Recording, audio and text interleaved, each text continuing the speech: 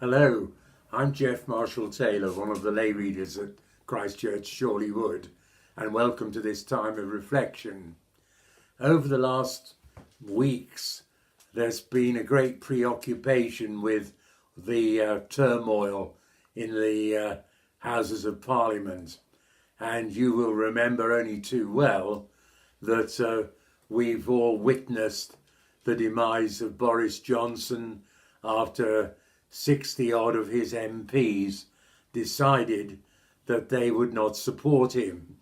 Now, one of the most common reasons given by them was they felt they wanted greater integrity in the corridors of power and in public life.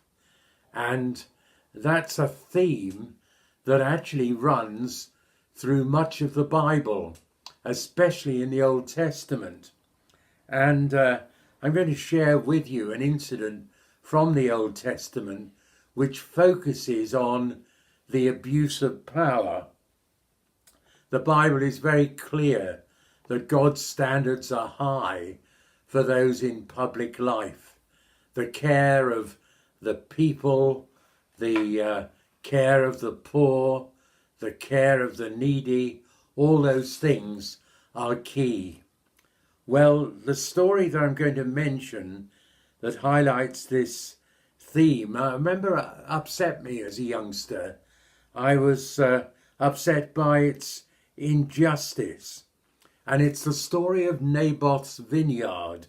It's in 1 Kings chapter 21. Now, Naboth was somebody who lived in the city of Jezreel.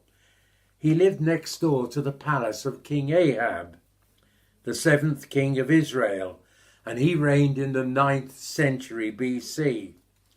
His wife was Queen Jezebel, whose name has become really synonymous with people who are a nasty piece of work.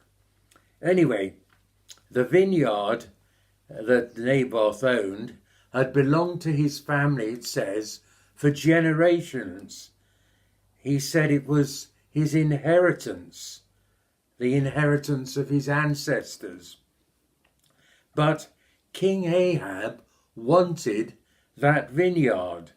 He wanted it for himself, and he wanted it so that he could grub up the vines and plant vegetables there for himself. Well, Naboth, when the king asked him for it, said no. Imagine that, saying no to your king. Ahab went back to the palace furious. It says he was sullen and angry. Well, he lay on his bed and he refused to eat.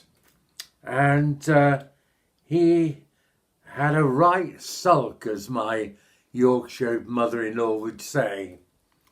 In comes Queen Jezebel, and she's come to see what Ahab's up to.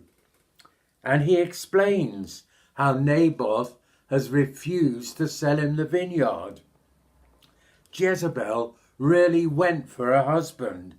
But you're the king of Israel, she said. Get up and eat, cheer up. I'll get you the vineyard. She then hatched a cruel plot.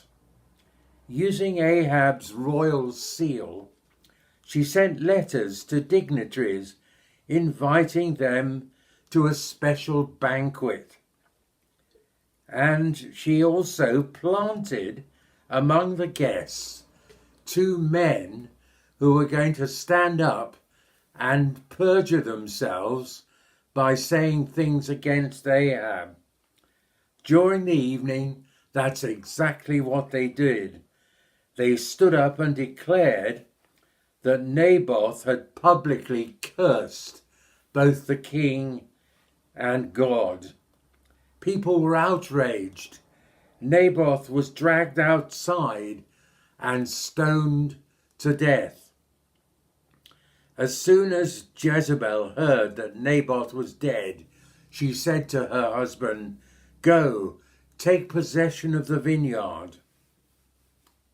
So Ahab got up and went to the property to establish his ownership of it. Well, our sense of outrage is palpable at this appalling, self-serving, vindictive, cruel act. Later, God's displeasure was expressed to Ahab by Elijah the prophet, God's spokesperson in the land. Elijah told him that God would bring disaster on him, on his family, and that Jezebel would die outside the walls of the city of Jezreel, which of course was where the vineyard was situated, by the city walls. Jezebel did die a painful death, but Ahab repented and humbled himself, so God said that he would not bring disaster on him, but on his descendants. So God has clear expectations about the way we live and the way we deal with other people.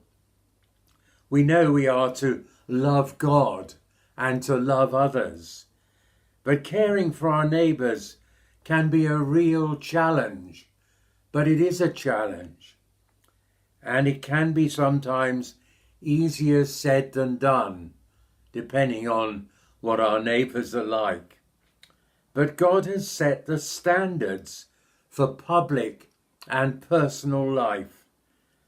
To be someone who lives and works for the welfare of others is not always easy to put into practice, but it is God's expectation. St. James's Piccadilly is a church that often has significant visitors, and once when I was with the BBC I did a commentary there because we were visited by no less a person than Mother Teresa, and we were filming her visit and the service that happened on that day. And during the service, Mother Teresa introduced what has become known as her prayer. And I'm going to read it to end this reflection. Here is Mother Teresa's prayer.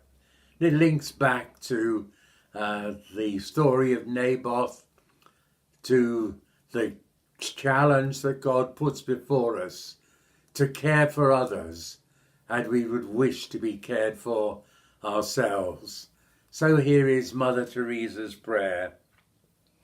Lord, make us worthy to serve our fellow men throughout the world who live and die in poverty and hunger. Give them through our hands their daily bread, and by our understanding love, give peace and joy. Amen. May God bless you and be with you during the rest of this day. Amen.